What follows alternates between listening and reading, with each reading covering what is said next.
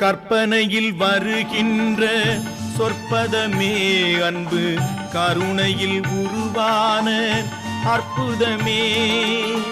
கற்பனையில் வருகின்ற சொற்பதமே அன்பு கருணையில் உருவான அற்புதமே.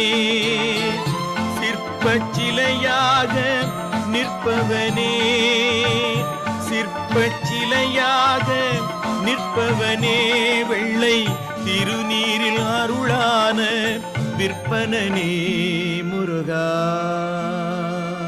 முருகா. உனை பாடும் தொழிலின்றி வேறு இல்லை, என்னை காக்க உனை இன்றி யாரும் இல்லை முருகா.